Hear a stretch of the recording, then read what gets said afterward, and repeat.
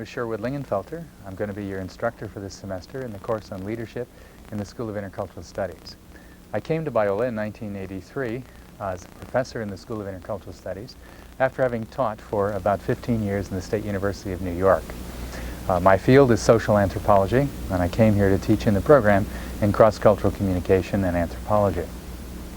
After teaching here for about a year, my colleagues and my students encouraged me to develop a course on the cross-cultural study of leadership. In 1984, I taught this course for the first time, and that began the evolution of a course that is culminating in the course that you will be working with during this semester. The course is really based upon the anthropological study of leadership and is part of my experience as I've lived and worked with people overseas. I began to work with missions back in 1977 with Wycliffe Bible translators in Brazil, and following that came to Biola in 1983 and expanded my work with many different mission organizations. The purpose of this course is to help you to become a better observer of the society in which you're living and working. One of the reasons for that objective is that it's important for you to understand the people that you're working with and the nature of leadership as they practice it if you're going to be an effective Christian leader, and if you're going to train people to be effective in their cultural setting. To do that, we'll be introducing you to some tools in social anthropology. We'll be asking you to practice those tools and learn in the society in which you're living and working, and we'll be asking you to interpret and understand that society from the perspective that you receive during the study in this class. As part of my objective for the course, one of the things that I would like for you to do is to become more effective in terms of your practice as well as in terms of your understanding of the people that you're living with. I can tell you from my own experience that's very difficult. In 1988, I was asked to take the position of provost and academic vice president here at Biola University, and putting theory into practice is much more difficult than I had ever imagined when I was only teaching on the faculty. So I'll be sharing with you some of my struggles and some of my problems as I try to practice what I teach. I'll also be sharing with you some of the struggles that I've encountered with missionaries who are working in cultures other than our own overseas. Probably most important, however, is our understanding that the study of leadership involves the study of Scripture.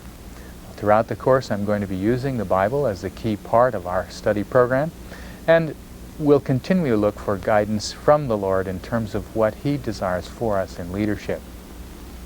As we look at the Scriptures, perhaps it might be helpful to think very quickly about the Lord's command to the Apostle Peter before He made him the key leader in Jerusalem for the whole of the New Testament church. You remember the story in John chapter 21 where Jesus asked Peter 3 times if he loved him. And each time he said, "Feed my lambs." And then at the end of that, Jesus said to Peter, "Follow me." The most important agenda in terms of leadership is not to be a leader, but to be a follower of the Lord Jesus Christ. And that's one of the things that we'll try to keep constantly in focus for us as we go through this course. Okay, to begin class this evening, I'd like for you to open your Bibles to the book of Romans, chapter 11. This course on leadership is a course that will continually throughout it use the biblical text as an important part of our study. And in beginning tonight, I'd like to give you some perspective on the approach to culture, that it's a very important part of how I do my work. Now, one of your assigned readings, in fact, the first 2 weeks, we're going to be reading the book Transforming Culture. A few of you in the class have studied with me in another course and used this book as a basis, so this will be a snap for you. But for the rest of you to whom this is new material, this will provide a background that I feel is foundational for some of the things that I want to do in leadership. So this text that we're going to begin with this evening is a text that I refer to in the opening chapter of the book Transforming Culture. And it presents a basic understanding of my philosophy of culture. I'd like to begin reading with verse 28 of Romans chapter 11. As far as the gospel is concerned, they, the Jews, are enemies on your account. But as far as election is concerned, they are saved. I can't, my Bible, it's wiped out there. What does it say in yours? Not saved. They are beloved? Okay, beloved on account of the patriarchs. For God's gifts and His call are irrevocable. Just as you, who were at one time disobedient to God, have now received mercy as a result of their disobedience, so they too have now become disobedient in order that they too may now receive mercy as a result of God's mercy to you. For God has bound all men over to disobedience so that He may have mercy on them all. This particular passage has really been a crucial passage in my thinking about culture. The first time that this rang an understanding in me, I began to ask myself, what does this mean? What are the implications of the idea of all men in disobedience? In missiology, we use the concept of worldview. And worldview is a pervasive perspective that we use in the studying of other peoples and the establishing of missiological approaches. For the most part, in the history of missiology, we've looked at worldview as something that is neutral. Something that is neither good nor bad, something that people use to get things done, and there is some truth in that. Worldview is a lot like language. Language is something that everybody has to use. And you begin to talk with language, you learn it as a child, you grow up with language, you learn it as an adult, and you keep on using language throughout your life. And without it, you can't interact with one another. Well, culture and worldview are much the same way. They are like language in the sense that it's a tool of interaction. You use it for all of your life. But this particular passage leads me to conclude that language and culture are not neutral. Now, I'm not the only one who sees the world this way. In fact, if you talk to feminists, they will tell you very clearly that language is not neutral. It's biased toward men. If you talk to people who are oppressed, they will say language is not neutral. It's biased for those who are in power. And so even language is not something that we can truly say is neutral. There is a word that we use around here at Biola. It's called freshman. Okay. Now, that word is really not neutral. That word connotes something about people. Instead of calling them first-year students, they've always been called freshmen. Okay. Now, what does that mean? Well, it's a derogatory term. It's not a neutral term. It's a term that says that people who are coming into this school are fresh, meaning that they're naive, that they don't know what's going on, that they are unsophisticated, and that somehow we're going to go through the process of turning them from freshmen into sophomores, juniors, and seniors. Now, sophomores, juniors, and seniors don't have a particular connotation to them. Sophomoric has something of a connotation to it in our language, junior and senior less so, but they too are not neutral, because senior signifies someone who's on top. Junior signifies somebody who is below. And so again, the language is not neutral in terms of how it's used. It really has power to place people in certain kinds of categories, and in placing them in categories, evaluate them from a social perspective. I'm going to argue that worldview is just like language. It is not neutral. In fact, it operates in quite a different way. It's very much programmed. And the scriptures here tell us that God has bound all men over to disobedience so that He may have mercy on them all. I'm going to argue that our cultures are prisons of disobedience. That our cultures basically structure our world in such a way that it makes us conform to it, and that it keeps us in bondage to the system that is there. That system has its own power relationships. That system has its structure of economics. The system controls the rights and privileges that people have. It controls the obligations and whatever else it is that they need to do. Sometimes anthropologists and missiologists have used the analogy of tools to talk about culture. I used to use the word screwdriver. I say, culture is like a screwdriver. It's a tool. You use it. And you can use it for good things or bad things. You can use it to take something apart, or you can use it to stab somebody. There's nothing in the tool itself that is that significant. It's just neutral. But I don't buy that anymore. I think culture is much more like a slot machine than it is like a screwdriver. Now you all know what a slot machine is. A slot machine in Las Vegas, you put in your money, you pull the lever, and the machine is programmed so that you lose. It's set up so that the machine is always going to take more money by the end of the day than people put in it. And while sometimes it will pay back, it does so to keep you putting the money in. And the whole purpose of the slot machine is that the people that own it will make money and the people that play it will lose money. Now, culture to me is a lot like that. Culture is a system. It's designed by people, and people perpetuate it. They teach new generations. And usually, the people that are in power work the system in such a way so they can stay in power. And the people that are not in power have a very difficult time changing it to get it so that they could be in power. Now, power change does occur, usually by revolution or by some kind of major conflict. And when that happens, then people restructure it so that the people who have the power can try to keep it. As we look at this passage, the text talks about Jews and Gentiles. And in thinking about Jews and Gentiles, it says both of them were rebels against God. The Living Bible uses the word rebel. The Jews were once rebels, and now the Gentiles were rebels. God has given all men over to disobedience so that he may have mercy on them all.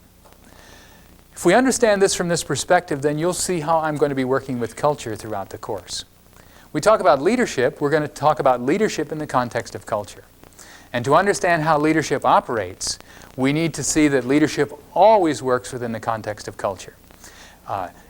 We need to see then that the cultural system is a system that provides structure, that has power relationships, and that is not neutral. That it basically becomes a prison of disobedience for those who participate in it. Now, the bad news is that we're all in prison. The good news is that God allowed this to happen so that he can have mercy on us all. The text concludes, God has bound all men over to disobedience so that he may have mercy on them all. And that's the incredible part, that God in his grace sent his Son, the Lord Jesus Christ, to die for us. Through that death, through his resurrection, we now have the privilege through faith of receiving the gift of God, the gift of eternal life. And as we receive that gift, we then have the privilege of being liberated from the prison of darkness. In Colossians, it talks about the fact that we are freed from the dominion of darkness and brought into the kingdom of the Son he loves. Colossians 1:13. And so this part of our place in Christ is a fantastic transformation that occurs for us as we are really freed from the prison of darkness and brought into the kingdom of the Son.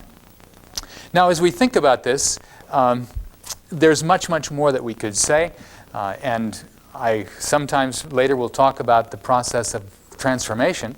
But the book that you're going to be reading, Transforming Culture, is a book that tackles the question of what do our prisons look like?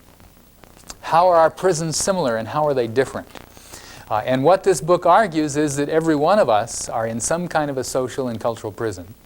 And we act out of those prisons and we behave and interact with other people on the basis of those relationships which we've learned as children. The purpose of the gospel is to free us in as much as we can while we're in this life from the bondage of those prisons and enable us to be like Christ. We're not going to talk about this whole book. We don't have time. So for the next class, I want you to concentrate particularly on the chapters that deal with family and the chapters that deal with community authority. You'll need to read through the other ones, skim through them rapidly, and you only have 1 week to do it. We're going to discuss this book tonight and next week, and then it's behind us. So I would encourage you to dig into it tonight, get as much into it as you can, read as fast as you can go. But for next week, we're going to be concentrating specifically on the chapter that deals with family authority and the chapter that deals with community authority. In the lecture that follows in the second hour tonight, I will be taking some time to outline for you the basic premise of the book and some of the key dimensions of the theory that lies behind it. So for your reading assignment, that's what you need to do. Don't get bogged down in the first few chapters. If you only have a limited amount of time, be sure you read the 2 that are going to be discussed next week, because those will be crucial for your participation in the class sessions. Now, in reference to the materials for the course, if you have your syllabus, it would be good if you could open it up to the first page, page 3, and I'll begin to discuss the basic content and direction of the course.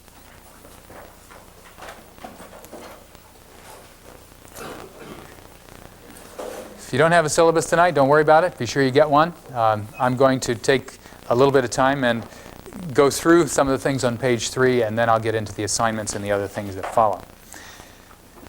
As I stated in the opening paragraph, the subject of the course is the cross-cultural study of leadership.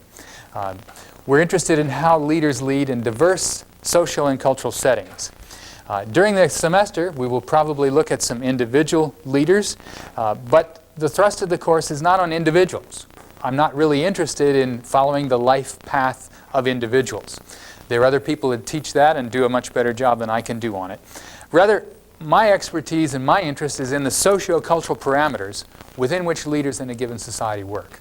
And so we're going to be studying the context of leadership, how people lead within a given social setting. Obviously, in every society, there are individuals who are gifted leaders, and there are those who are poor. They bomb. They don't know how to do it. And that's something that you're going to encounter no matter what you do. But the essence of every social situation are that there are rules to the game. And if you don't know what the rules to the game are, even if you're an excellent leader and have great intuition, you can get in great big trouble because you don't know the rules of the game. Many of the case studies in Transforming Culture will illustrate how very competent people blew it because they didn't know the rules of the game. And so what we're going to study tonight is the way that the people look at the rules of the game, how they define the rules of the game, how the rules of the game are different in different societies and cultures. Regardless of the culture and the setting that you're in, all leaders must work within the bounds of the rules of the game that are appropriate to that particular social setting. And it's those boundaries that we'll explore in the course. Now, as we think about this class, I'm going to be working through some theory as well as case material. To me, you can't study leadership without getting involved in some theoretical understanding. You have to have questions. You have to have certain kinds of models to approach the subject. And so there are 4 basic models that we'll be looking at as we explore the subject of leadership in the course. The first model you'll find in Transforming Culture, and I'll lecture on that later tonight. That model is a model of social environment and cultural bias. This particular model will help us to discern the different kinds of social environments there are in the world and the cultural biases that grow out of those particular kinds of social relationships.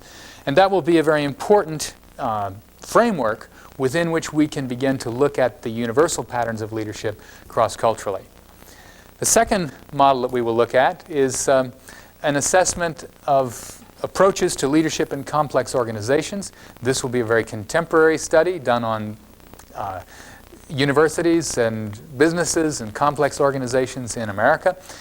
It's a book by Bowman and Deal, and it will look at how professionals studying leadership and management have approached this subject. We'll see there are 4 major approaches to the study of management in complex organizations. And that will give you a basis for the project that you'll be doing during the course, give you an opportunity to get started on something that will then be a useful tool for you as you analyze a complex organization. The third model is a model that I have worked with over probably 15 years. It's a model of social action and transactional leadership. It's based upon a political approach to leadership. What I will argue essentially is that all leadership is politics, that you have to be engaged in political relationships with people, even if you are a Christian and working in a spiritual context. You must understand the politics. You need to know how they work.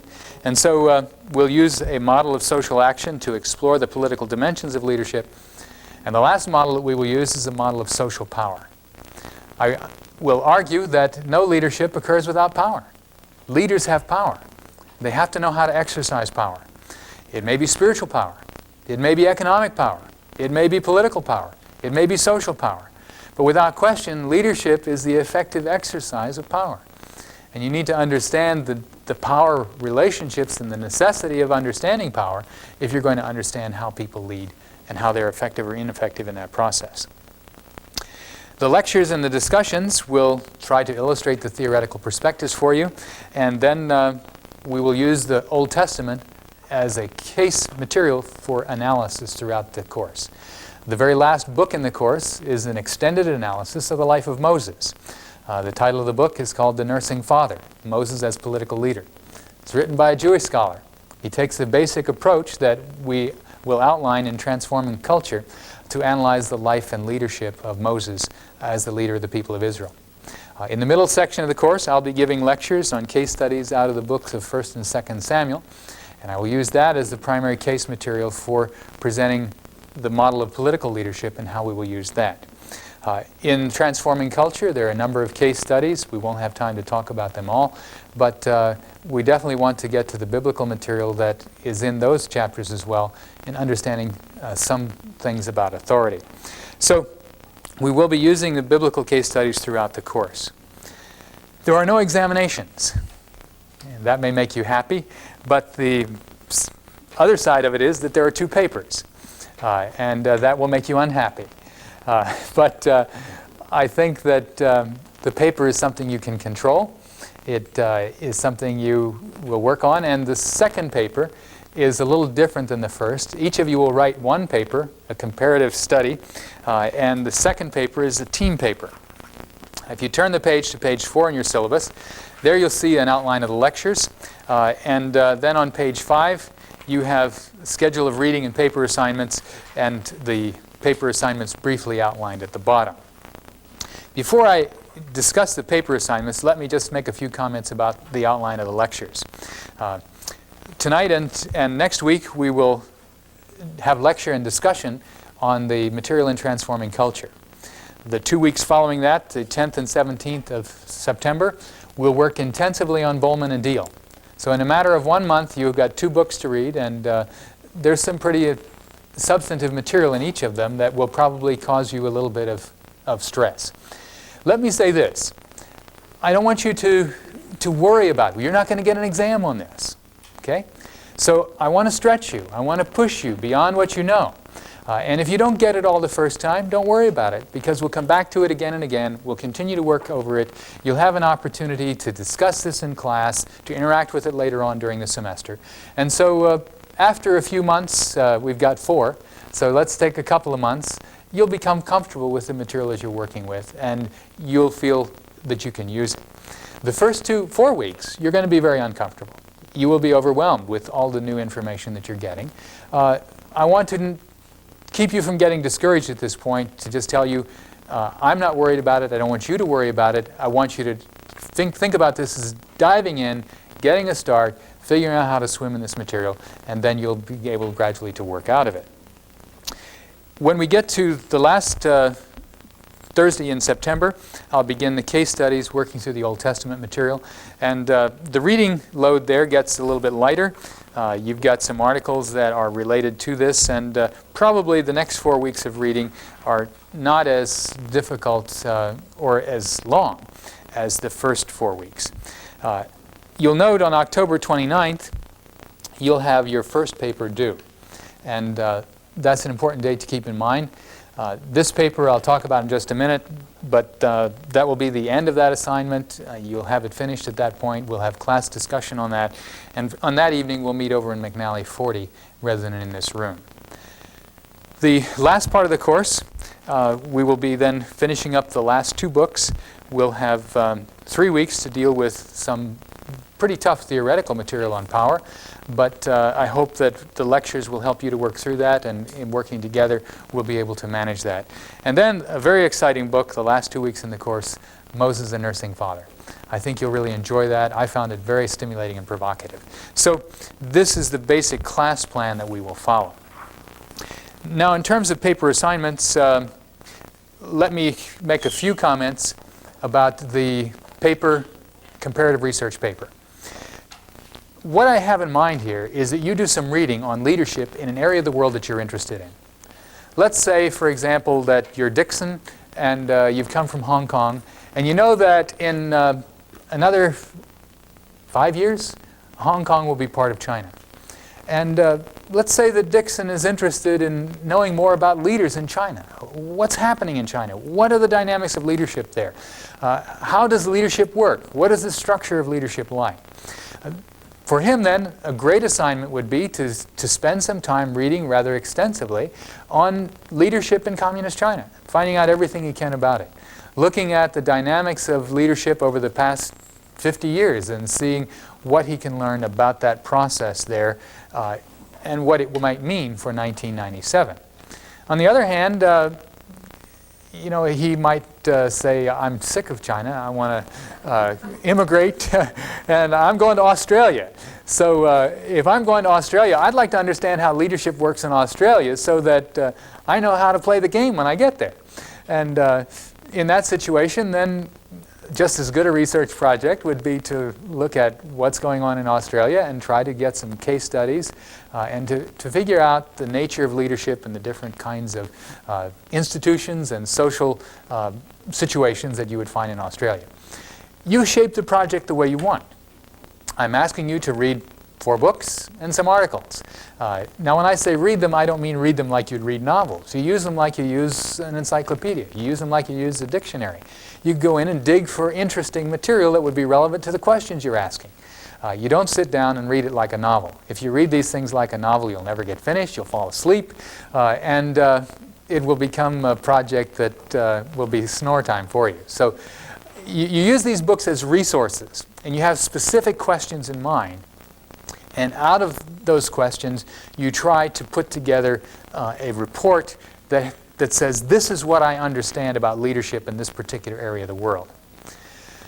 Now, if you are Stephen Samuel, and you come from Nigeria, and you're interested in going back there and serving as an educator in Nigeria, one thing that Stephen might be interested in is looking at the different leadership pattern among different political groups that are very powerful in Nigeria. For example, you have Christians and Muslims in Nigeria, and they have different systems, socially and politically. And so it would be perhaps interesting for him to take 2 Muslim groups and 2 Christian groups and compare them and contrast them in terms of leadership. This then could be very helpful to him as he returns as an educator to try to understand the dynamics of traditional leadership systems and how that may play into contemporary institutions in the Nigerian context. Whatever your interest is and whatever work you're doing in the world, you can identify a problem and do reading that will help you to expand your understanding of the literature and the dynamics of that context. Now, Steve Barber is available to you to help you in consulting with you in developing a project here. One of the things that I regret to tell you is that in my present job as provost of the university, I don't have office hours. If you want to talk to me, you have to come on Friday morning to the Carriage House for breakfast. Not tomorrow. I won't be there tomorrow. I have to go to Philadelphia tomorrow. But next Friday, I'll be at the Carriage House on Friday morning.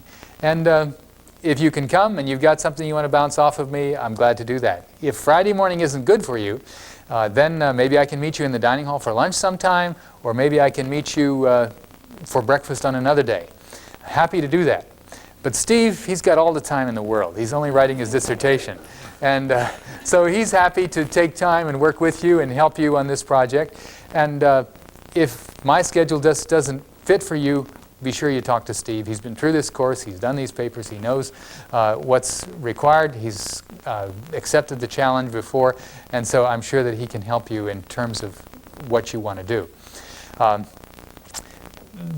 If you don't know how to use the library, there's a library course being taught in Intercultural Studies, started today in fact, and you should be in it if you haven't had that course and don't know the basic skills that you need to dig into that.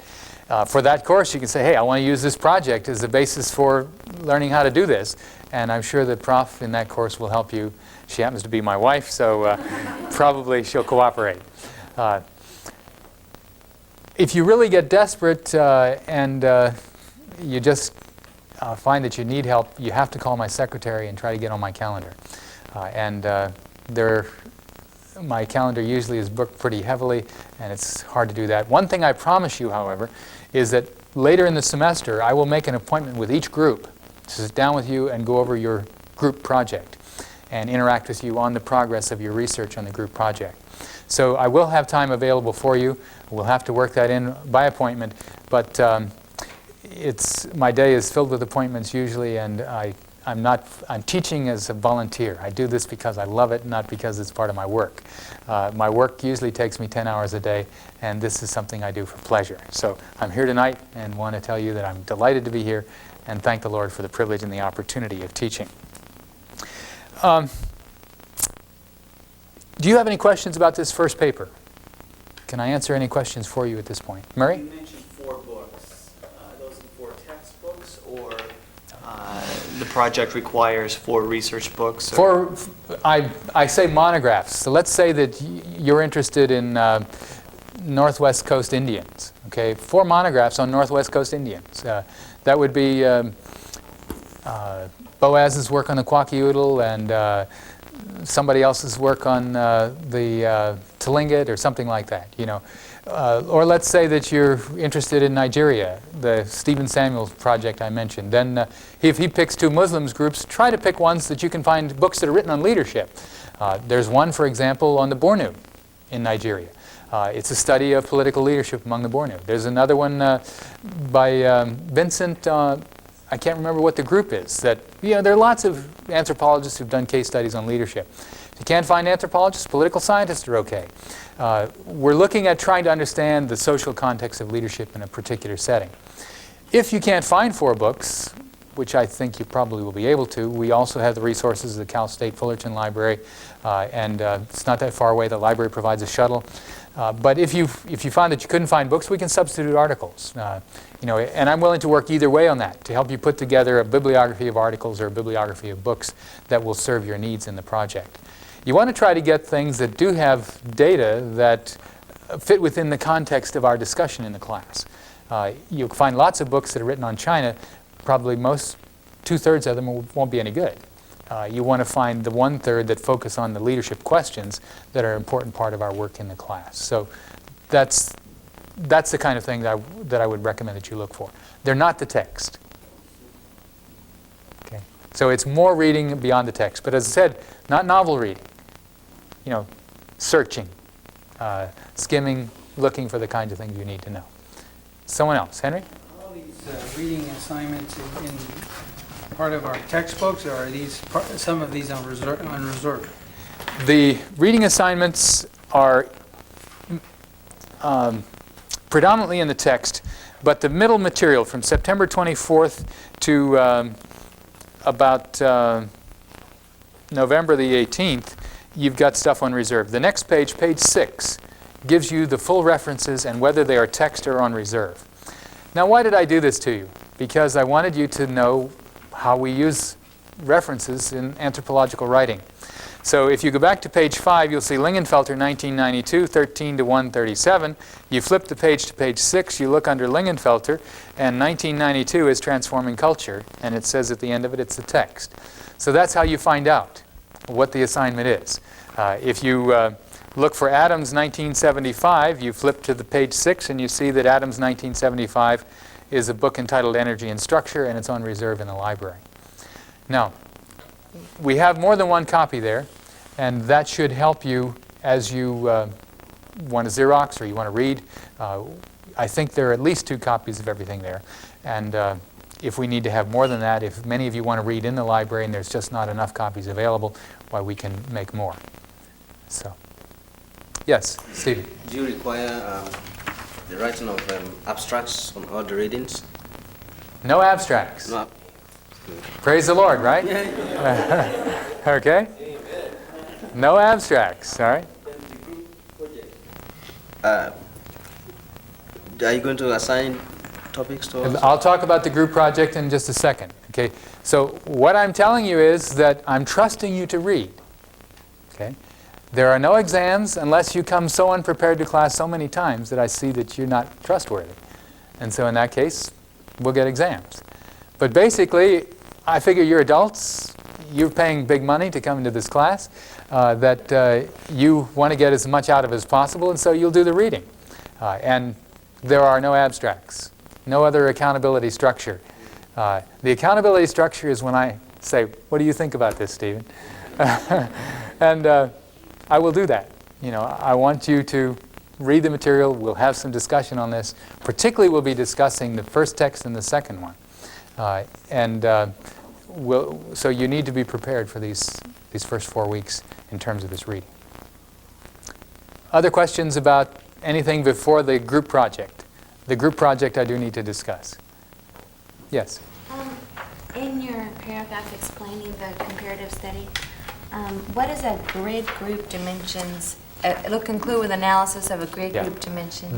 You'll learn in the second lecture tonight, so I'll save that one for the first lecture of the course.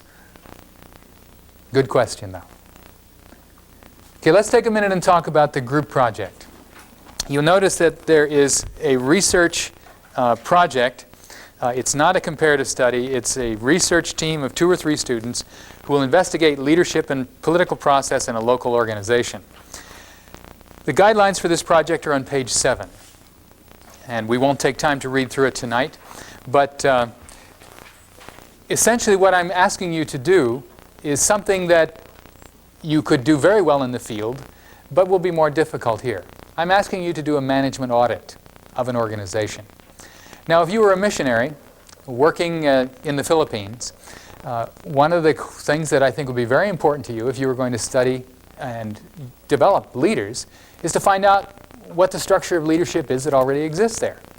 You need to take some time and do some basic research to figure out the rules of the game in the particular community and among the particular group of people that you're working with.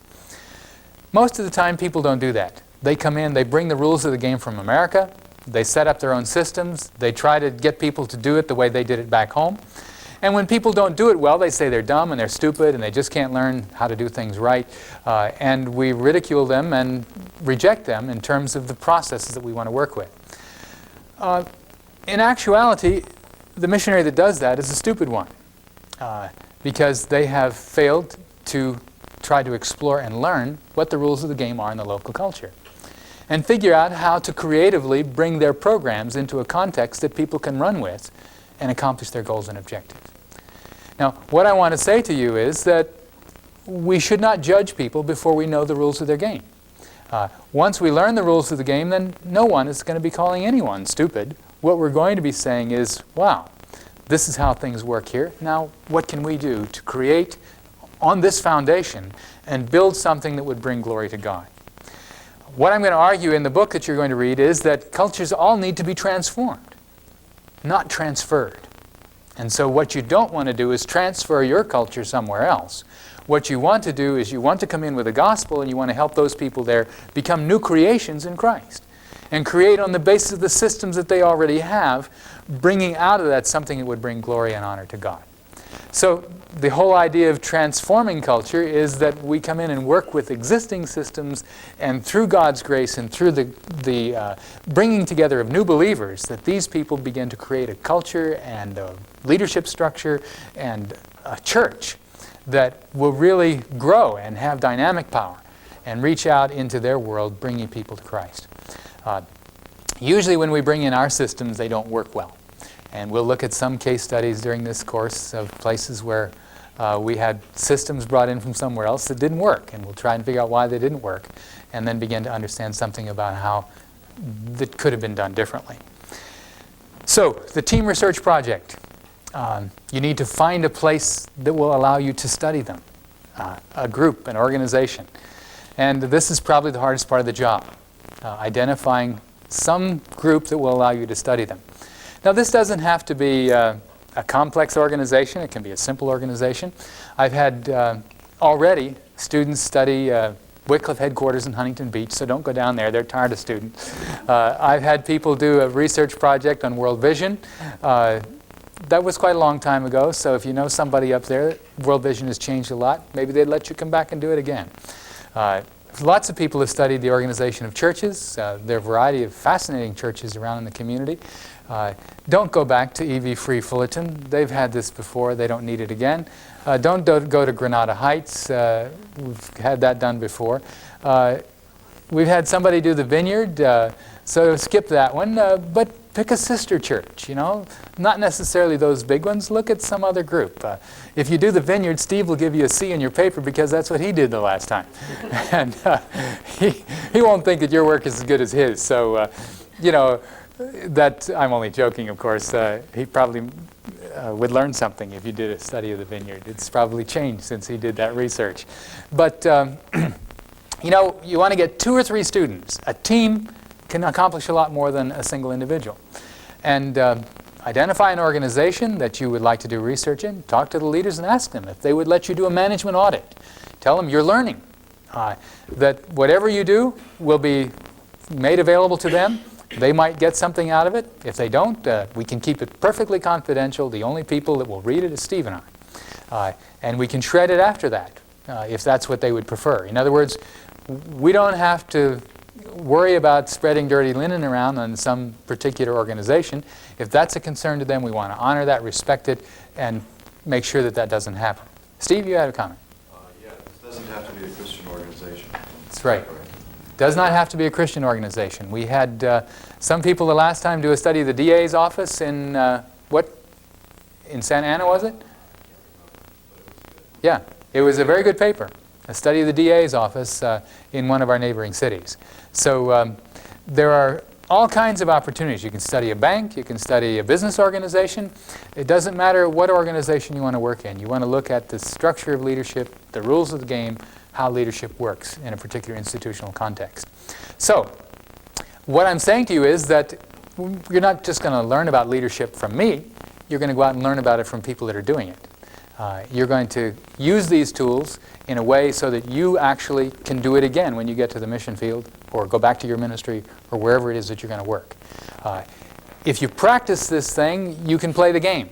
If you don't practice it, it'll just be another course, the notes which you will throw away, and the information will be forgotten, and there may be a few kernels that you'll take with you into your later life, but it will be of very little practical value. You've got to do it for it to be of practical value. So that's the nature of this project. That's what I want you to accomplish as you do it. Anybody have any questions on that? How are we going to team up according to interest?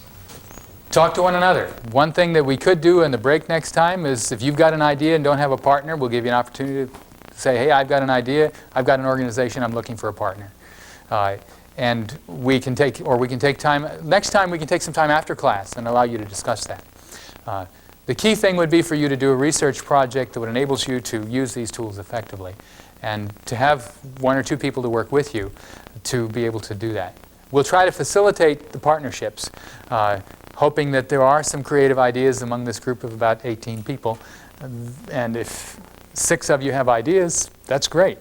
The other 2, pair up in teams of 3, that would be nice 6 people with the idea and the connection, and 2 more that can come along and be partners. And you'll find that you can support one another in this project, and it will be an interesting experience.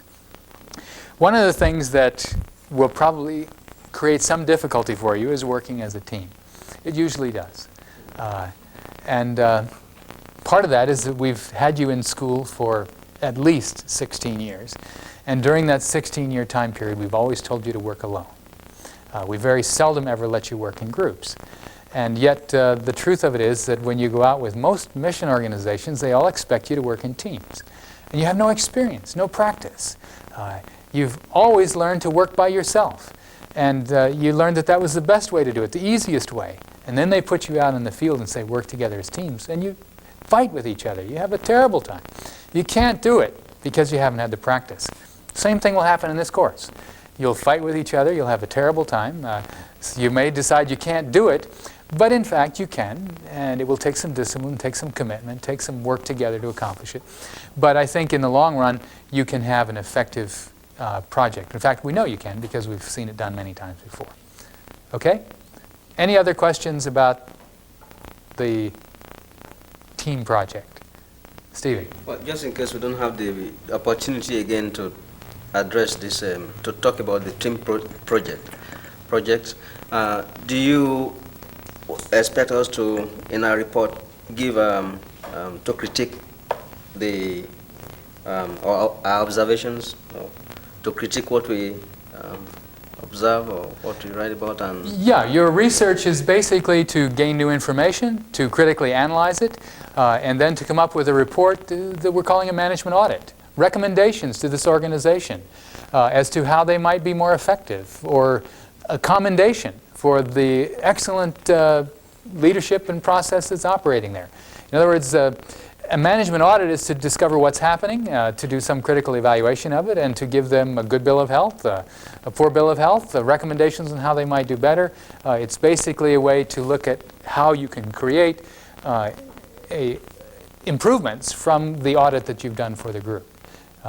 So yeah, you will interact with it in a critical way, and you should make some recommendations in the end, or at least some positive evaluation and commendation of the group. Henry? Will the lead provide guidelines for analysis? I mean, You steps to follow? And You will get substantive material from Bowman and Deal. You'll get material from the lectures on political leadership. And all through this, you'll be getting research tools that you can work with. So, one of the things I want you to remember is that the purpose of this project is not the perfect paper. The purpose of the project is to practice using the tools. You know, you play the game when you go to your ministry. That's for real.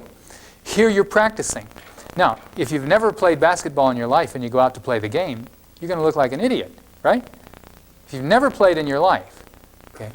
Some people go out and try to disciple leaders never having practiced, never having learned what the rules of the game are, never having learned how leadership works in another cultural setting. They have problems because they haven't practiced. So this is practice. It's practice in research, it's practice in analysis, it's practice in then shaping a ministry, looking at how I would develop a ministry, knowing what I know now. So that's the goal, to give you practice.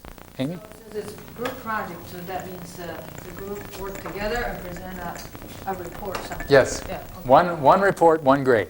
One grade for two The or three. yes. The two or three. That's right. I've never seen that come out bad yet. You know, we have great inflation around here.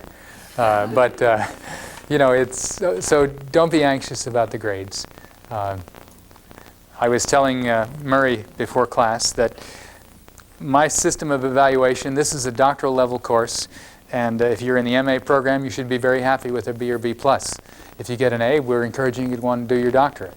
And if you're in a doctoral program and you get a B-, you need to be thinking about whether you're in the doctoral program or not. Now, you shouldn't be frightened by that, because all of my courses are doctoral courses, even if they're at 500 level. I don't make a distinction between them. I'm looking for quality students in every course and want to help you become all that God has in mind for you to be. So, you know, there is no distinction between a 500 level and a 700 level class. In my eyes, they're all tough. And I would like for you to be stretched and to grow and to enjoy what you're doing. I don't want you to suffer, but I want you to be challenged. So I'll work with you to try to make it that way. Okay, I think that we've pretty much covered the scope of the course materials on page 8. There are some descriptions of the projects for the group research. You can look at that in your leisure. Page 10, there's guidelines for the comparative analysis paper and some illustrative tables from pages 11 to 14. We won't take time to talk about that tonight. You have any other questions before we take a break? Yes. I just have a comment. Okay, Bob. As you talked about organization, I work for a civil engineering firm that has about 300 to 500 people, depending on what branch office you go to. And some people there like to share the power, that they'll be happy to talk about this, but others won't want to because they want to hold on to the power. And I can sense in you approaching them that they will say, oh, I don't want to tell you the rules of the game, you'll get my job. So there's tensions there, but I think it'd be really fun to try it. Okay. Bob's come up with a great idea. Anybody want to join him? You talk to him on the break. Seriously. I think it's a great idea. It would be a great opportunity, and you have an insider's point of view. So that would be neat. Okay. Any other questions? Super. Let's take a break, and we'll gather back in about 15 minutes for the second lecture.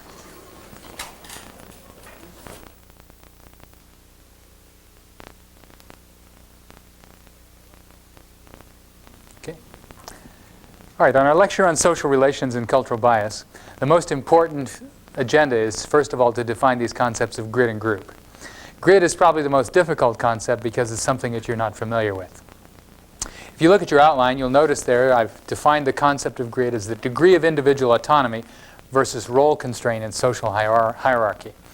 What I mean by that is that in every society, individuals are in some way or another either given the freedom to do what they want, or they're given regulations and constraints which constrain and direct what they're going to do. A society that has weak grid would be a society where few social distinctions are emphasized. For example, you have a small group of Indians that I worked with down in Brazil. You'll read about them in the book. They're called the Deni. And in that particular society, you have male-female being the primary social distinctions, and parent and child. There is a little bit of difference in terms of elder and younger. There are a couple of social roles like chief and shaman that are important social roles there. But usually, every individual can do what they want to do. In other words, let's say I'm a young man growing up. I want to choose my career. There's no choice. All men are hunters. Okay? I decide I want to be the chief. The people says, fine, we can have more than one chief. You better do a good job or we won't follow you.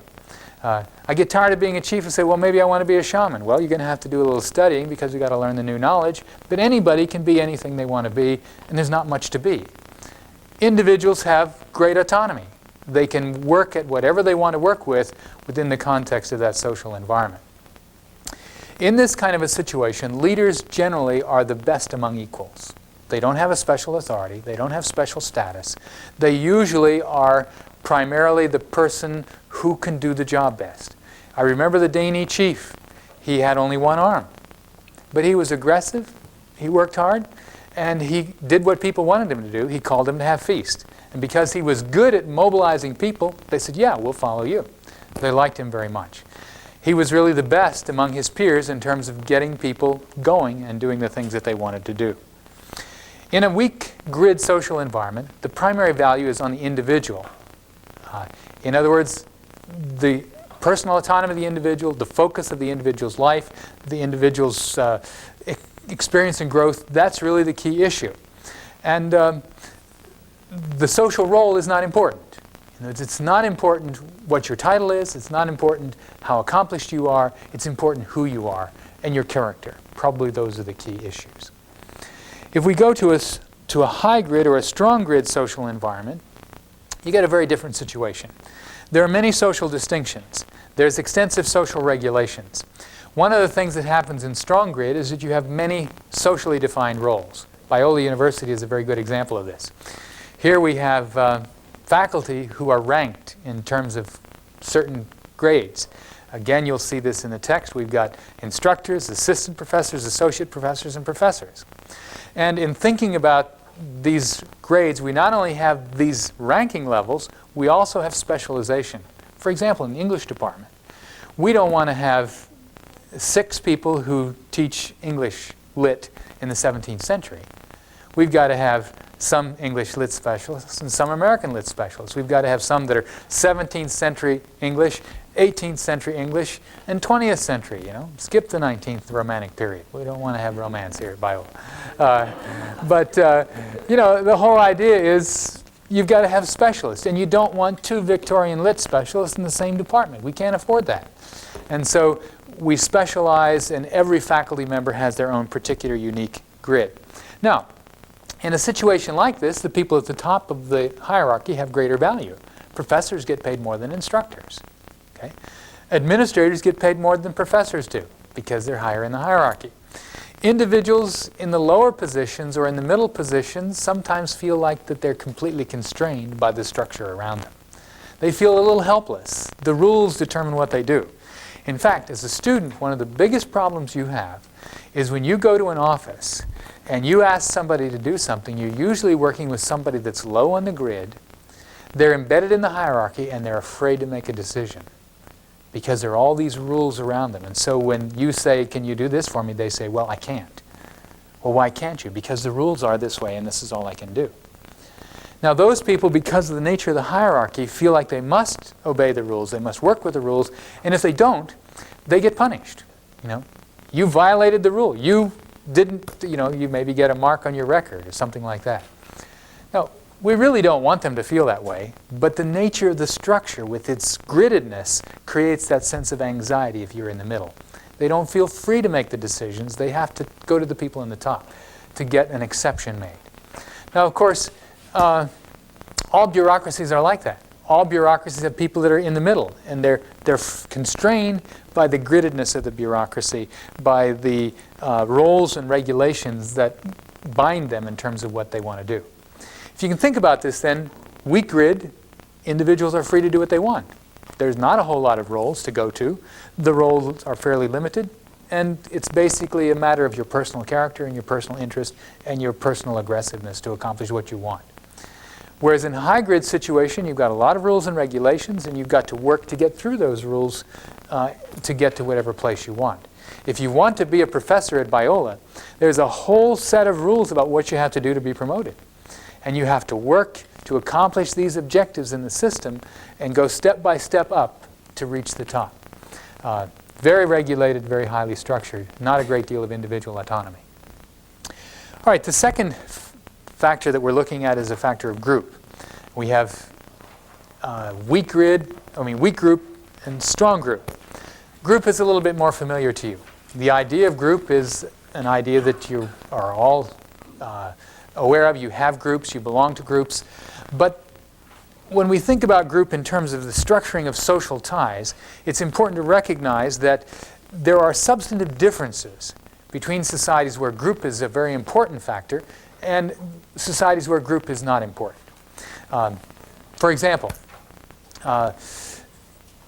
in the Dani Indian group that you're going to read about in the text, cooperation within that society is pretty much in accord with whether people find it useful or not. I've used the term instrumental in your outline. Cooperation is instrumental. What that means is that people work together because they get some value out of it. I've given you an assignment in this course. You are to work together in groups. The groups that you will form are instrumental groups. They're primarily there to do the job, and when the job is done, the group will disintegrate. You won't carry it on further because the job is done. The other thing about weak group situations is that the groups formed are very temporary. They don't last over a long period of time. They disintegrate after the job is done. And people then go on to different relationships. They have something else that's important for them to do. So when we have a weak group social situation, it's one in which people get together in groups and they work together, but they only do it for a goal, and the group disappears when they're finished. This class is an instrumental group. It's a weak group kind of organization. High group, in contrast, is one where you have people having some longer-term enduring value. We use two terms to talk about this. One of them is that the group has social meaning, and the other is that the group has corporate structure. Social meaning. The group usually has an identity. It usually has some sense of purpose in the society. It has some meaning in relationship to other groups. The village that I lived in Yap was a village that had a history that was very long. They could tell you the stories about the leaders, the stories about the families, the stories about the wars. The village had a particular relationship with the other villages around. Some of the other villages were hostile toward them. Some of the other villages were friendly toward them. So there was meaning socially in terms of the larger society. If you were born in that village, no matter where you went in the islands, everybody wanted to know where you were born. And when they found out where you were born, they said, "Oh," and that then defined how they would relate to you. Because your place of birth then gave everybody else a particular meaningful grid in which to interact with you. If you were from the village of Wonian, then that meant that when you went over to the next village, Gachpar, you were low, and they were high. When you went to the village on the other side called Miyub, you were high and they were low, because all the villages were put together into a hierarchical system. When I would ask people, "Where are you from?" if you were from Gachpar or Wonian, you would give the name of the village. But if you came from the village on the other side, the village of Miyub, they would say, "I'm from Gagil," which was the regional area. Why would they say that? Because they didn't want to let you know the village, because the village was low, and they were humiliated. The identification of the group put them into relationships with others. So as you think about high group, you see, has all of these social values connected to it. This class has no social value connected to it. In other words, if you say, "Hey, I'm in Lingenfelter's leadership class," so what? You know, there are lots of classes at Biola. That's no big deal. But you say, "Well, don't you know what this does for my identity?" And they say, "What? Nothing." It doesn't do anything for your identity. You see, it has no social meaning apart from the fact that you're just taking a class. And it's important to understand then the nature of this group as a contrast to belonging to a village or belonging to some other kind of corporate group. Now I said corporate. That's an important word as well, because corporate means they have some common property. They have some common objectives over a long period of time, and the group lives beyond the membership of the individuals. When this class is over, you're all going to disappear. At the end of the semester, you'll say, oh yeah, I was in that class with you a long time ago. But it will have no further meaning beyond that. The village that I lived in Yap was a corporate group that has existed for generations. And people can give you their genealogies. They can talk about the people who went before them. Likewise, if you work for General Motors, you belong to a corporate group that's lasted for generations. You can talk about the history of the corporation. You can go back and look at the people it founded. You can look at the companies that it accumulated along the way. You can look at its financial status now. You can look at the past chairman. You can go back and look at who was the chairman during Eisenhower's period. And you can get a sense of the history and the meaning and the importance of General Motors in America. It's definitely a corporate group. It has a corporate identity. It has corporate meaning. All of those things are part of what it means to be high group. So as we think about society and think about the context of social relationships, what we're interested in is understanding the nature of grid and group as they fit together. Now, on the screen up here we have a chart that shows us all four of these variables in a context with one another. You have strong grid and weak grid. You have weak group and strong group. And out of these, we have four basic types of society that we can talk about. If the society is weak group and strong grid, then we'll call it a bureaucratic society. You're familiar with bureaucracies. You know what bureaucracies are like. They are very strong on grid and very weak on group. It's just the nature of them. You're in a position, you've got something to handle, and that's basically the way you work. If, on the other hand, you're in the weak group and weak grid context, in that particular situation, we'll call it an individualist society. Because there, you have neither group nor grid being in focus. It's really the autonomy of the individual doing what the individual wants to do. And so that process, that dynamic social process produces societies that are, or social environments, I should say, that are highly individualistic. At this point, I want to put in a little bit of a caveat. There is a tendency to talk about all this in terms of society. And sometimes it works for a society. But the truth of it is that societies are quite complex. And that in every society, you'll probably find all four of these social environments. And so we don't want to get lost in talking about this in a social, society-wide dimension. We want to talk about it more as segments of society in terms of social environment. The last two types that we have here are the corporate hierarchy and the collectivist. The corporate hierarchy is what I've described for you in terms of the village that I lived in Yap. It had very strong grid and it had very strong group. There were chiefs, there were all kinds of social positions, the people had a corporate identity, and so grid and group came together to shape their world in quite a different way than you would find it in the individualist world of the Dani Indians down in Brazil. Now Yappies not only had this corporate hierarchy in the village, they also had a bureaucratic hierarchy in town where they worked for the American government, and they had the collectivist social situation in their peer groups. What is the collectivist type like? In the collectivist type, there's a very strong emphasis on group and a very weak emphasis on grid. If you go to Yap and you watch people engage in conversations, you'll find that they tend to cluster in age groups. Old men will sit together and they will talk together. Young men will sit together and they will talk together. Old women will sit together, they will talk together. Young women will sit together and they will talk together. Very seldom, if ever, do you see old men and young men intermingling with one another and talking. When they're intermingled, the young men are sitting on the perimeter, and the old men are in the center. The old men are conducting conversation, the young men are listening. Now, why is this? Because what you have happening with these age groups is the collectivist mentality. The old men belong to a group. They're a peer group. They know one another very intimately. they focus on one another, and they've lived together all their lives. They start as kids in play groups together. And then they grow up to be teens, and they're rival gangs together. And then they become young married men, and they're young married men in fishing groups together and other kinds of groups. And then they become middle-aged men, and they begin to acquire power in the community. And then they become old men. And all through their lives, they stay together in that peer group. And it's a weak grid, strong group focus. If you listen to their conversation, you'll find that they never talk to each other in pairs. They're always talking as a group. They sit around 5, 6, 8, 10 men interacting with one another completely in a group context. The conversation always focused on the whole instead of on the parts. That's quite unlike social conversation here in America, where everybody breaks up into pairs of 2 or 3. Yes?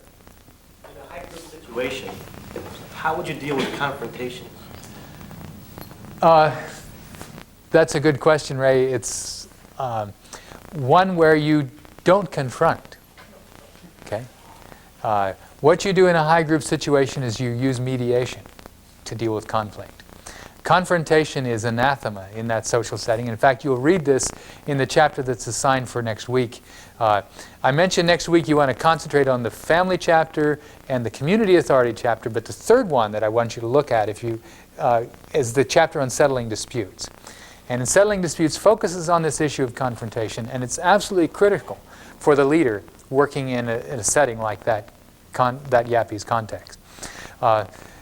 We probably won't have time next week to work through that syllabus that I have the question there. I will try to if we can. Let me just draw this to your attention with regard to the material for the reading next week. The syllabus has questions that will help you as you read. So your question on this about how do you deal with conflict in a high group context, that's one of my questions to you as you do your reading. And there are several other questions there that you might want to follow up on. In fact, take a look at the syllabus before you read, because you'll see we're going to discuss the reading next week, and I've got some questions that if you prepared ahead of time, you could contribute more readily if you plan ahead. I ask you, for example, on page 19, what are the key distinctions between the faculty of Christian College and the values of village families in Yap? Now, if you've done the reading, you can answer that question, but you'll be able to answer it a lot better if you think about it as you're doing the reading. And so, as you plan your reading for next week, be sure you keep touch with the questions on those pages. Now, let's come back to these social settings here. Have I answered your question, Ray? Yes. I skirted it, really. I'm saying that we will talk about it, but they don't confront. Okay? Now, as we go on and look at this set of variables here, it's important to realize that the 4 contrasts that we have are possible in La Mirada. Okay? They are possible in the island of Yap. They're possible in a village or a city in Brazil. In fact, the most recent theoretical work argues that each one of these different social environments require the other to exist. In other words, that they are not functionally independent of one another, that they are functionally interrelated. So that if you have individualist, you've got to have corporate hierarchy as a counterbalance, or the society goes haywire. If you have bureaucratic hierarchy, you've got to have some collectivist who provide an opposition to the hierarchy and some kind of corrective force and a place for people to go who are fed up with the hierarchy. The theoretical framework that discusses this, it's called Culture Theory, and the title of the book is, the reference for the book is on page 18. But in this particular theoretical framework, they argue that each one of these social environments is contingent upon the existence of the others. Now, in your outline, you'll notice I've talked about cultural bias. And so far in our discussion, we've been concentrating on the nature of the social dimensions. I've talked about grid and group. An important part of this analysis is that in every social situation, you've got cultural bias that grows out of the particular mix of grid and group. For example, an individualist social environment, weak grid, weak group. Mary Douglas argues that that environment produces certain kinds of values. These values focus on autonomy. They predispose one to react in a particular way to issues that are important to you. In your syllabus on page 18, you'll see that I have a table there that has in it particular preferences with regard to blame. And Mary Douglas suggests that the individualist blame bad circumstances on bad luck or personal incompetence. In other words, the value that exists in the individualist society with regard to blame is focused on luck. That's how people deal with the issue. But if you're in a social environment that's hierarchical, where the hierarchical value system is dominant, then blame is focused on deviance, as opposed to being focused on luck. In other words, in this bureaucratic setting, the people in the bureaucracy say, well, our problems are due to these people that won't work.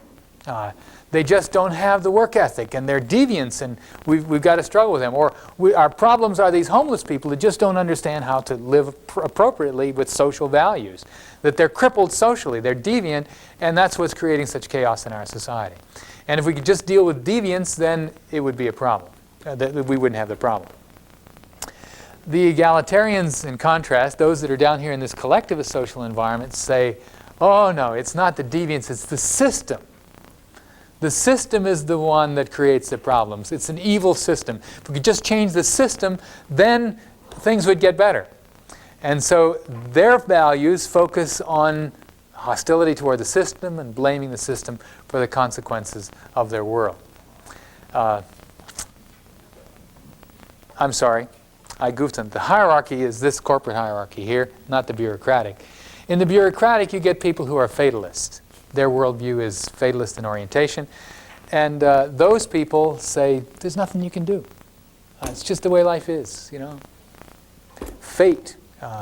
There's no way I can change things. People who are fatalists play the lottery because they believe that it's their fate that they might win. And if they don't, well, it's the way the world is. There's not much you can do about it. Now, these kinds of values show you some of the variations, the similarities and differences that you find in these social groups.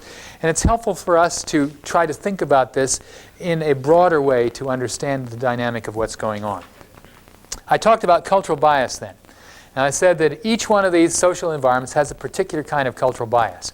I don't have time to go through the rest of that chart. You can look at it for yourself, read the rest of the things and explore it and see what the biases are in each of those situations. The key thing about cultural bias is to understand that it's somewhat chaotic in terms of its relationships. In other words, that these things don't work in a nice, ordered, wonderful, systematic way. In fact, you never can tell when conflict is going to break out. You never can tell when one group is going to exert power over another group. They're constantly interplaying with one another, and they interplay in a chaotic relationship. A very interesting illustration to help explain this is the illustration of the difference between a flock of geese and a flock of starlings. Have any of you ever seen a flock of geese? Okay, what's it look like? They fly in a V. Okay. Do they have a direction they're going in? Yeah, they're going in a direction, right? North or south. If you're flying in a V, can you just fly in a circle? You could, but it's got to be a pretty long circle, right? Because you've got this big V, and it's got to be directional. Now, what's a flock of starlings look like? Anybody ever see a flock of starlings? Okay, they're just all over the place. They're royal. Okay, like this. They're just, in fact, if you watch a flock of starlings, they can go nowhere. They can just keep boiling like water in a pot. They can just fly up and down and around, okay? Or they can go in a direction. They can all move off in a direction. Biologists who have studied starlings have found that they tend to fly in and out of 4 quadrants. Just like we've got a 4-quadrant model here, the starlings tend to fly in and out of quadrants. And they will fly all around in one quadrant. It gets too crowded, some of them will go over into another one, fly around in that other one. They'll go up and down and around. And they tend to move back and forth from one quadrant to another on the basis of how complex the flying is and how crowded it gets. When it gets too crowded, some of them will shift and go off into another place. And sometimes they'll go off in another whole direction altogether. So the starling is a much better analogy to human society than a flock of geese. Okay?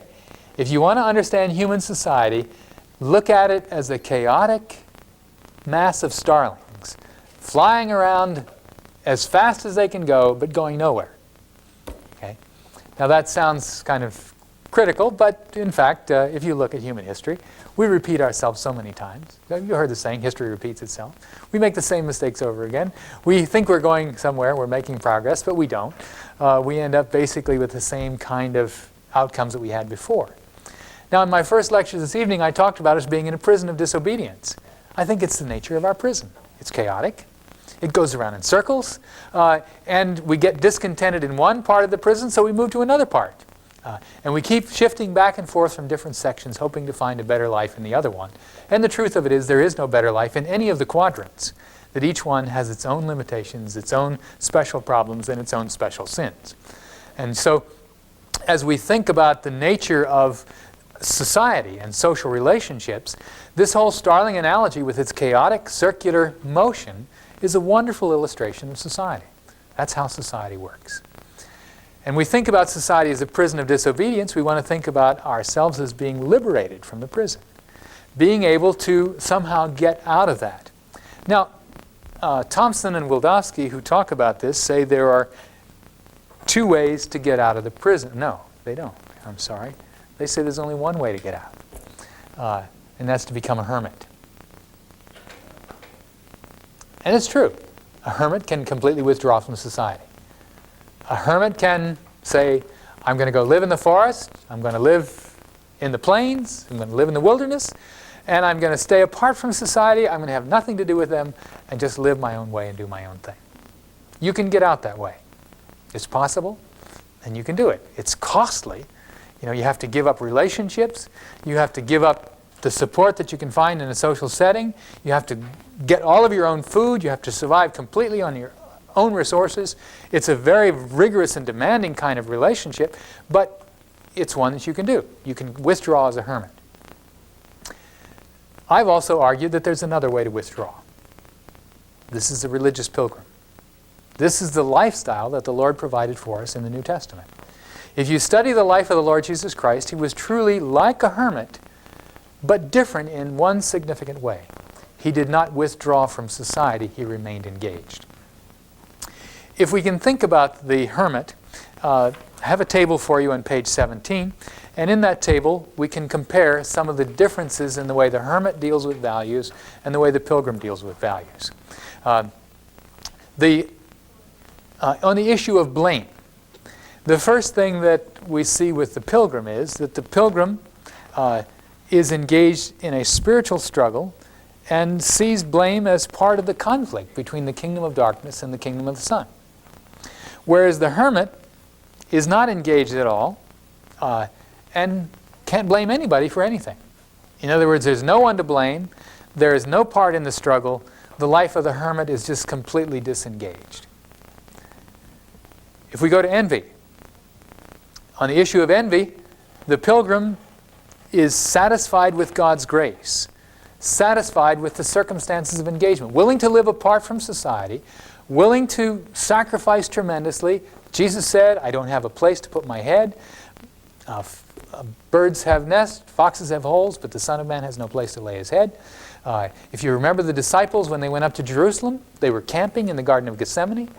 When I say camping, they didn't have a tent. They slept on the ground. You remember they were out there, Jesus was praying. They just fell down on the ground and went to sleep. You know? So they didn't have property. They didn't have things. They were truly like hermits, withdrawn from society, yet remaining engaged, satisfied with God's grace. Philippians 4, Paul says, I'm content in whatever circumstances I find myself. This was the nature of the hermit, not the pilgrim, not envying. The hermit also is satisfied. Satisfied to suffer, satisfied to be alone, satisfied to live with whatever they've got. No problem at all for the hermit. He's willing to take it. The religious pilgrim is willing to take it, but does it on the basis of God's grace, recognizing that God will provide what the pilgrim needs to do the God's work. With regard to economic growth, the pilgrim and the hermit feel differently about economic growth. The pilgrim truly wants to make a difference in the world. The pilgrim understands Matthew 25. In Matthew 25, the Lord says very clearly that He left us behind to be faithful servants, that we should be watching for His coming again. You remember the parable of the 10 virgins and those who were prepared and those who weren't. Then He gave us the parable of the talents that said we should be good stewards with what we have left. And then the end of Matthew 25, you have the parable of the sheep and the goats. What do we do with what we had? We used it to serve those who were in need. The pilgrim understands that. The pilgrim understands that his engagement means serving the world in the name of the Lord Jesus Christ. The hermit says, if people give me something, great. I'll use it. If they don't, it's the way life is, you know. You have to fend for yourself. And so if a hermit is out in the forest and some hikers come along and say that he doesn't have anything to eat, they share their food with him, wonderful. Great day. Don't thank God, just I'm a beneficiary of these hikers that came by, and you take what you can get.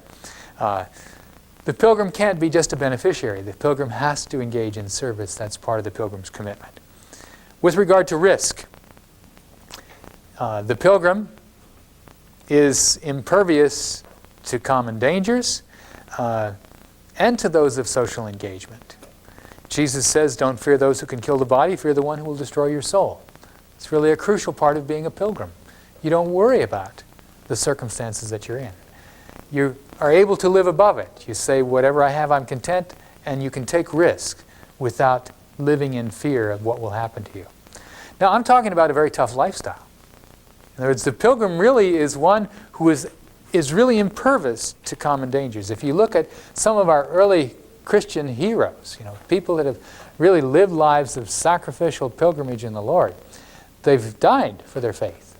They've taken incredible risk to be all that God wants them to be. The hermit, too, is impervious to common dangers, and he also is intimately acquainted with them and lives that kind of a life, you know, of toughness, being out there on his own, being willing to live in a very difficult social situation. Finally, we have apathy. The pilgrim is uniquely different from the hermit in this regard, because the pilgrim is an activist in spiritual human struggles, while the hermit is disengaged and socially irrelevant.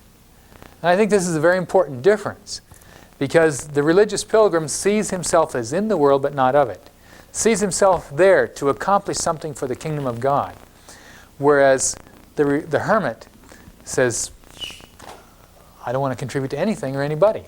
I'm out here for myself, and I'm going to live apart from the world and just do what I want to do. Now, I think this is important because it's crucial to understand that there is an alternative to being caught in the prison of disobedience. There is an alternative to being within the flock, to being completely conformed to whatever social environment that you're in. And the model for us is the religious pilgrim, the Lord Jesus Christ. Yet the life that we are called to live is one of continuous engagement with society. And so the dynamic and the marvel of that engagement is to somehow to be able to remain engaged but not be conformed. I didn't read Romans 12:1 and 2, but you know the verses. I beseech you therefore, brethren, by the mercies of God, that you give your bodies a living sacrifice, wholly acceptable, which is your reasonable service, and be not conformed to this world, but be transformed by the renewing of your minds. Okay? This is what we're out for. We want to be transformed. We want to be different. We want to be religious pilgrims. We want to be those that follow the Lord Jesus Christ. We want to be able to live apart from the world. Now, in fact, this is far, far harder to do than to talk about. At this particular point in time, I'm very actively engaged in many social environments as a regular participant, not a pilgrim. Okay? I'm here as an administrator at Biola University. I'm a member of the faculty at Biola. I am a member of a local church. I participate in a local government. So if I'm going to be a pilgrim at all, I can't do it physically and bodily. I have to do it in terms of my mental commitments. In other words, mentally I have to see myself as a pilgrim, whereas physically and socially I am utterly engaged within the chaos of the social environments of this world. And Biola is a bureaucratic hierarchy I'd like it to be more corporate, but we struggle to get corporate identity. It's tough to get corporate identity in California. People live scattered all over the place.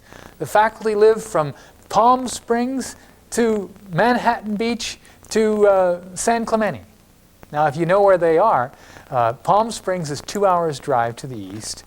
San Clemente is an hour's drive south. And Manhattan Beach is 45 minutes to the west. And we've got faculty living in every one of those places. So how can you build community? How can you have corporate hierarchy in that kind of a context? Very, very difficult to do.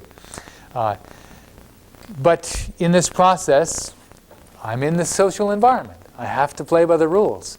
But if I'm conformed to those rules, I lose my pilgrim identity. I lose my ability to think Christianly. And I just think the way everybody does in bureaucracies anywhere in the world. Okay? And that's the difference. Somehow we need to remain spiritually engaged and spiritually above the constraints and the social systems in which we live and work. If you look back on page 17, I have a very crude illustration there. If any of you are better at drawing three-dimensional diagrams, I'd love for you to recreate this diagram for me in a way that has some beauty and art to it. This is really despicable, but it was the best that I could do. So if you can take the basic idea there and come up with something that would look better, I would deeply appreciate it. What I'm trying to say there is that there is the option to pull out as a hermit, or there's the option to pull out as a religious pilgrim. And as pilgrims, we, as believers, kind of reshape the church in a way that is somewhat different from the society in which we live. And yet, if you look around at the church has the same chaotic variation that the society does. There are churches that are very bureaucratic and hierarchical in their orientation, and there are people that sit in them and are not really doing anything. They're just kind of isolates in the pew. There are churches that are much more corporate and that have a strong commitment in a bureaucracy to bring people together in corporate groups. For example, a Grace Korean Church over here in Norwalk has at least 3,000 to, I think they have 5,000 members, and every one of those members is brought into a much smaller corporate cell group. And so it's clearly a corporate hierarchy, bringing people together into very meaningful corporate units within the larger group. There are some that are very collectivist in orientation. For example, there are some small churches in the area that don't want many other people. They like their social group. They like the people that are there. They're very focused on being alike.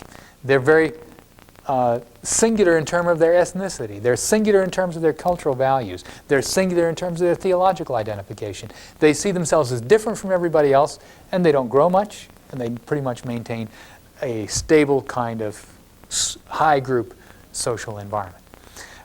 There are others that are individualist. I think probably the Vineyard has a lot of individualism involved in it. I'm not sure about that. We'll ask Steve to talk about that, or those of you that are involved in it. But there are some churches around where individuals do their thing, and that's an important part of how they see the world. What causes people to change from one social environment to another? I think as I comment on this, we'll kind of draw toward a conclusion here. What makes the whole thing chaotic? Well, with starlings, the starlings move from one quadrant to another because it gets too crowded. People move from one quadrant to another because they become discontent with the social values. This can express itself in many different ways, but sometimes it's theological differences, very real theological differences. Those theological differences also reflect social differences. For example, the church that I belong to has just gone through a traumatic national conference in which there is a split. Now, the split is involved in terms of two kinds of things. One of them is that there are young groups, what we might call the young generation of pastors, who are concerned that the church isn't growing. They're concerned that some of its traditional values are keeping them from reaching out to the lost. And so they have really pushed to become more evangelistic, to become more aggressive and proactive in reaching people who are lost. And they say to do this, we have to have a weaker commitment to one of our traditional values, that we be baptized 3 times forward. We'd like to accept members into our church that have been baptized in the one-time backward Baptist way. There are another group of people in this denomination who say it's unbiblical to baptize once backwards. That this is completely different from what was done in the early church.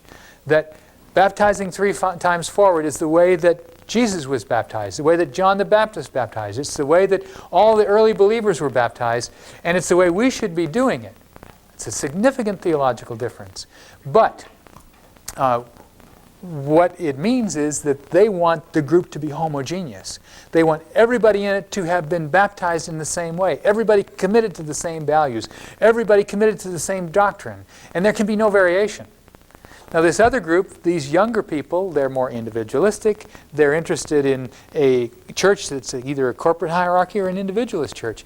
And these people want to have an open church, a church that's reaching the lost, a church that can bring into it people that have been baptized 3 times forward or once backwards, or even sprinkled if they really are strongly committed to that was their valid baptism.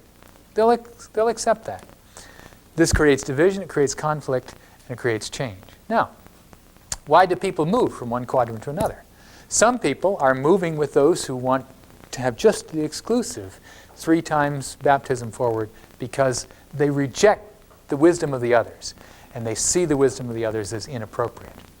Those, of course, that are pushing the other way reject that traditional wisdom and the commitment to those values of distinctives that are part of their social and church historical background. So what I'm saying is that conventional wisdom is the dynamic that creates instability. And when people disagree with one another on what constitutes the conventional wisdom, they will then divide. Some people will move, they'll go into other quadrants, they will join other groups, they will form different kinds of relationships. The dynamic of the church in Southern California is one of people moving from one set of churches to another as they begin to disagree with the conventional wisdom of a particular church. It's social chaos. It's church chaos. But that's the way it works. That's the way all societies work. That's the way the nature of these social environments operate. Next week, we'll talk more about the grid and group concept. We'll look at it particularly as it relates to family authority and community authority. And I'm sure you'll have some questions next time. I think that I'll close here for today.